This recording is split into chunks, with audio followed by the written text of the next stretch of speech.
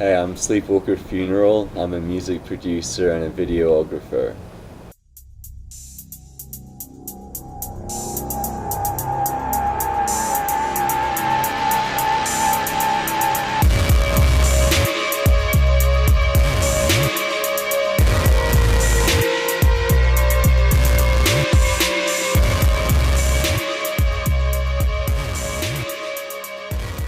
I would describe it as very dark, it's slow, it's pretty heavy, it's very kind of rhythmic and bass oriented.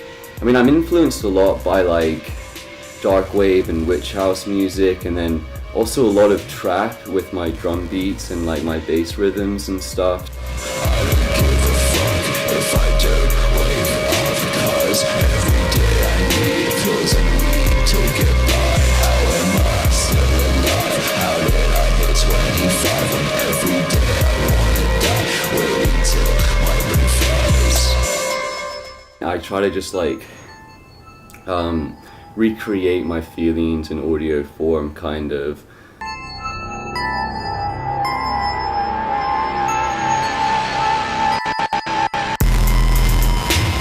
In my head, I kind of think of it as like an audio-visual project, as like pretentious as that might sound, but I do feel like I do definitely want to have like control and like influence over like the visuals that I make. The visual aspect, that plays an important role, because like I love film and video editing. As a teenager, I wasn't sure if I wanted to be a film editor when I grew up or a music producer. So I like really love doing that as well, and I love like black and white horror movies like Begotten, Eraserhead, Nosferatu, and all of that kind of stuff. And I feel like the visuals, it's just another creative outlet that allows me to express myself. Since I've been stoned 24/7 for the last 3 years, I would say my music is like more flowy and kind of fluid. Like I don't really care so much about whether it all fits in the right key or the right scale, or there are no rules. It's just I'm just getting out how I feel.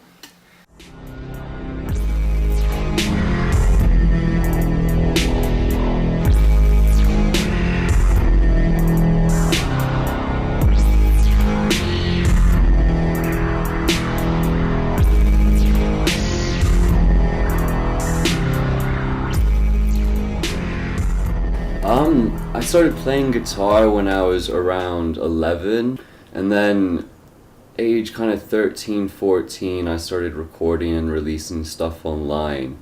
I was making mostly kind of punk music, post-hardcore, and kind of emo kind of stuff. Starting from kind of age 13, 14, I started, I taught myself how to use Cubase, and I was recording songs at home, and they were just terrible songs, really badly recorded, but at the beginning I was just kind of teaching myself how to record and how to write songs and just how to do this stuff. And I think I was like in maybe 4 or 5 metal bands, and I played guitar in a couple, I played bass in one, I was the vocalist in one as well. And so I kind of had a lot of fun playing metal and hardcore back in England before moving here to California. But since I moved here, I mean, I have a screamo band out here that I play guitar and vocals in, but like I also felt like I listen and I love so many other styles of music that I felt like I needed to like express myself in a way that was more than just a guitar and like screaming.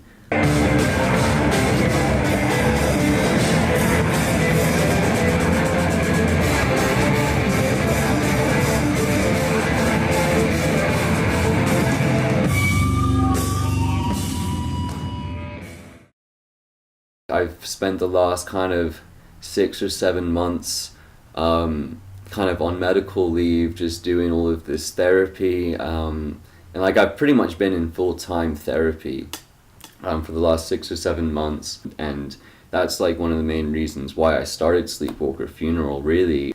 And so these songs and these lyrics, it's just me, it's like really kind of a coping mechanism for my mental health, basically.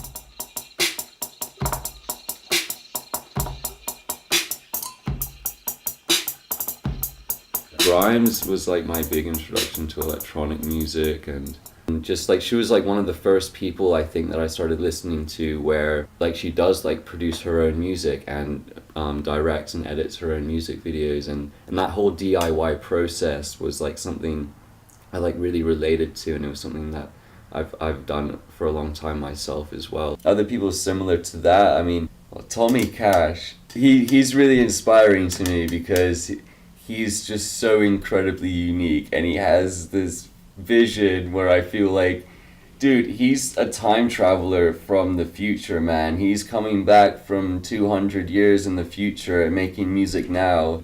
I mean, Abra as well, she does a lot of her own things, and like I think like she's very talented, and I love her music and everything. Like Ice Peak as well, Crimes.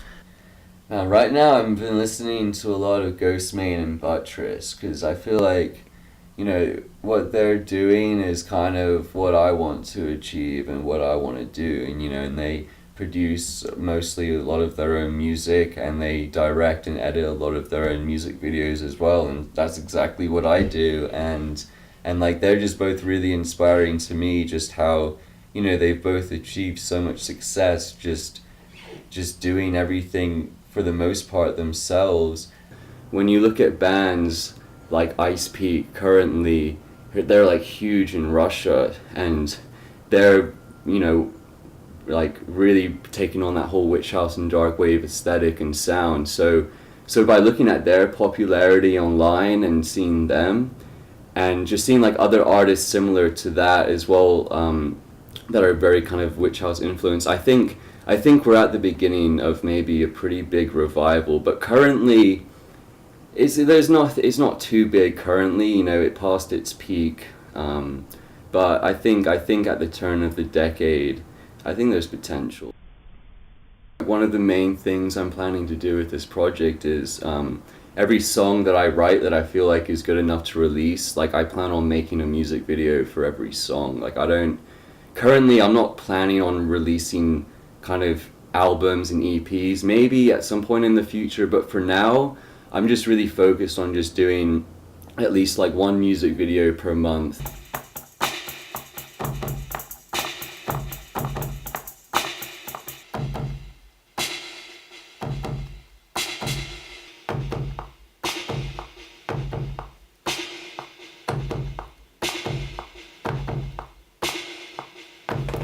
I feel like, you know, you don't really need to like go to school for this kind of stuff. I feel like a lot of it is just like, it's better to kind of just like teach yourself maybe.